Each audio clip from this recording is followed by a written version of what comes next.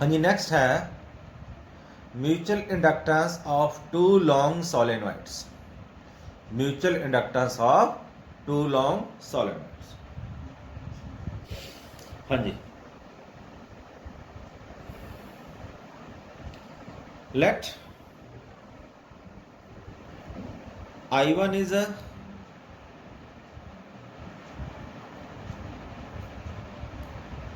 current flowing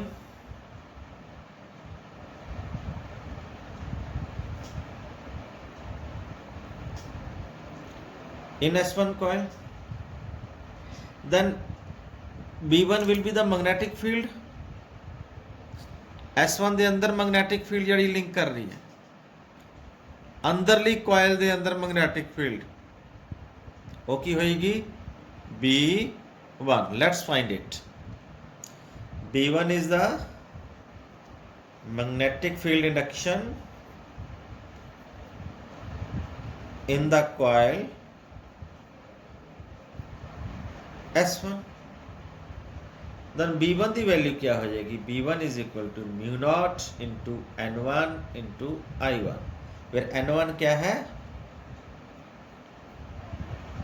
number of turns of the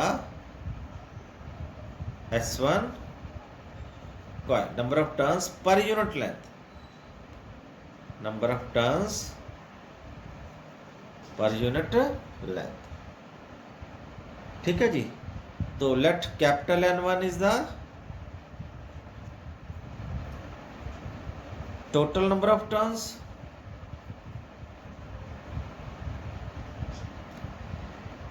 तो L is the length of the turn. तो मैं लिख सकता N1 ਨੂੰ capital N1 upon length of the turn से value ਇੱਥੇ पुट की जा सकती है। तो B1 की वैल्यू आ जाएगी बच्चों mu naught into N1 upon L into I1। Now what is the magnetic flux linked with S2, क्योंकि मैग्नेटिक फील्ड तो S1 के अंदर है, लेकिन आप फ्लक्स लिंक्ड विद S2 पता करना। then we can write magnetic flux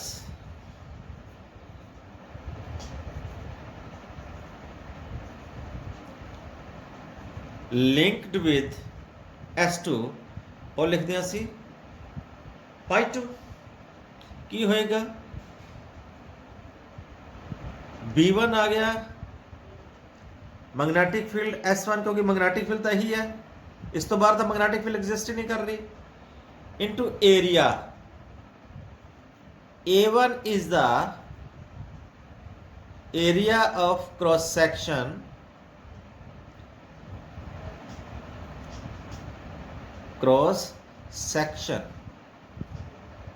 of S1 coil, अंदर वाली coil का area A1। तो I will write B1 into A1 into total number of turns N1, sorry N2। क्यों N2 क्या है, total number of turns of S2 coil. हुन S2 coil की total number of turns क्यों multiply की, क्योंकि आप फ्लक्स S2 का पता करना, तो S2 का पता करना तो ਉਹਦੇ नंबर ऑफ टर्न्स ना मल्टीप्लाई करांगे। B1 A1 क्या सी flux linked with one turn, ये तो सिंगल टर्न की फ्लक्स है। टोटल फ्लक्स S2 का पता करना है तो वो टोटल नंबर ऑफ टर्न्स ना मल्टीप्लाई कर दिए, तो बस वैल्यूज पुट करनी है, आ जाएगा। B1 की वैल्यू है mu naught N1 upon L into I1 into A1 into N2। ये एक्सप्रेशन क्या बन गया, N1 N2 A1 I1 upon L। तो मैग्नेटिक फ्लक्स असी पढ़िया की है म्यूचुअल इंडक्टेंस ਦੇ ਵਿੱਚ phi2 magnetic flux linked with the S2 is directly proportional to current flowing through S1। means phi 2 is equal to any constant m2 with respect to 1 into I1. M2 1 ਦਾ ਮਤਲਬ mutual inductance of coil S2 due to current in S1। तो मैं लिख सकता ਇਹਨੂੰ ਇੱਥੇ ਬਰਾਬਰ ਦੋਨਾਂ ਨੂੰ। तो M21 इंटू I1 बराबर क्या आ जाएगा mu naught N1 N2 A1 I1 upon L। I1 ना I1 कटिया गया तो M21 की वैल्यू क्या रहेगी mu naught N1 N2 A1 upon L। ठीक है जी, ये म्यूचुअल इंडक्टेंस की वैल्यू आ गई। नाउ सेकंड केस की है, सपोज अपने को सेम कॉइल है,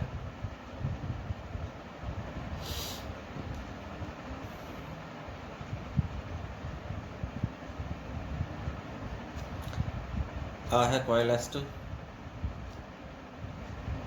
आ है coil S1।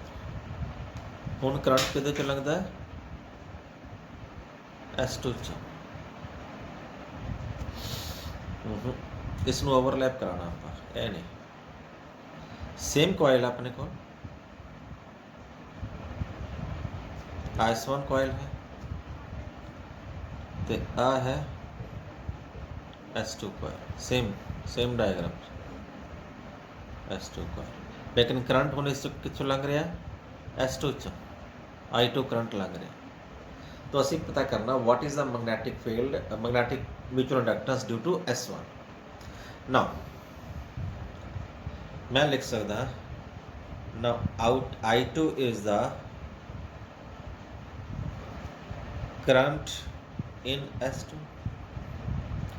then suppose B2 is the magnetic field in S2। B2 की वैल्यू क्या हो जाएगी mu naught N2 into I2। N2 क्या है number of turns of S2 per unit length.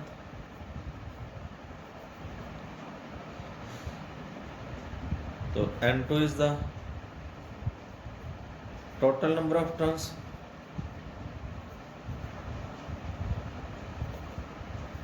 of S2, then small n2 ਨੂੰ ਲਿਖ ਸਕਦੇ ਹਾਂ N2 upon L। लेंथ दोनों ਦੀ सेम है, लेंथ दोनों कॉइल्स ਦੀ सेम है, तो आ वैल्यू साथ पुट कर दी। तो B2 की वैल्यू क्या आ जाएगी mu naught N2 upon L into I2। Now we have to find, ध्यान ना सुनियो यही चीज मेन है, magnetic flux linked with S1 की होएगा B2, क्योंकि मैग्नेटिक फील्ड B2 है, एरिया लवांगे A1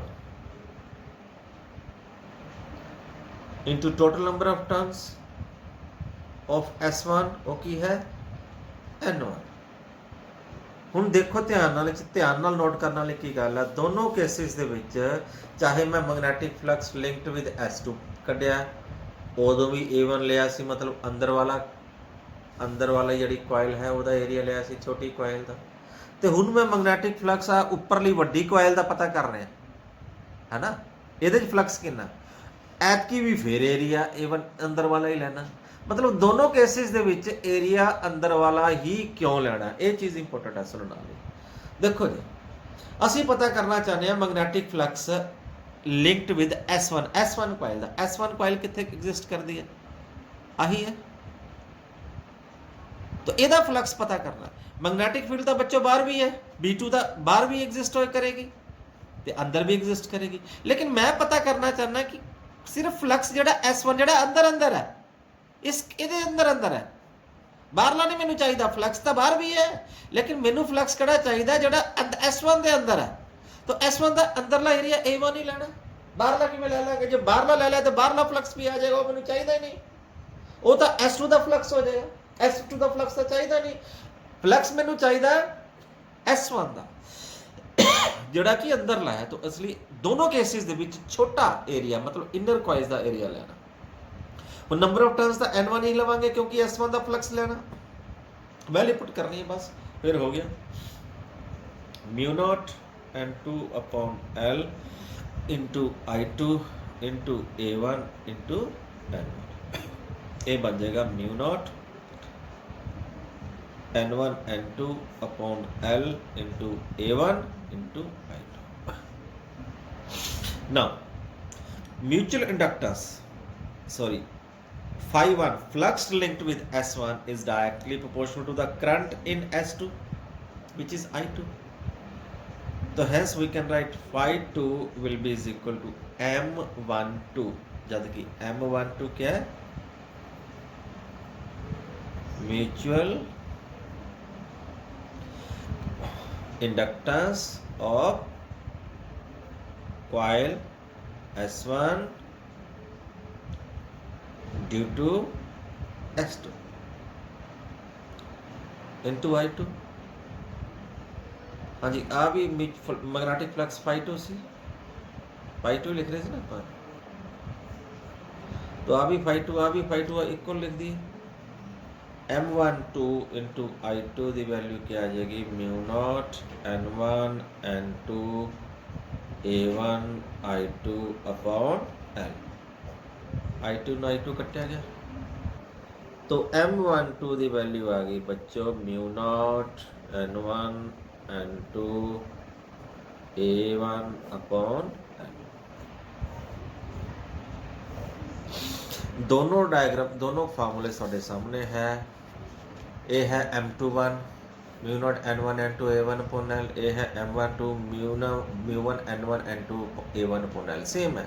मैं चाहे करंट S1 चलेंगे तो फ्लक्स S2 का होवे म्यूचुअल इंडक्टेंस, या S2 जो करंट लेंगे तो फ्लक्स S1 का होवे, वो म्यूचुअल इंडक्टेंस का फार्मूला की है सेम। तो M की वैल्यू क्या रहेगी? Overall mu naught N1 N2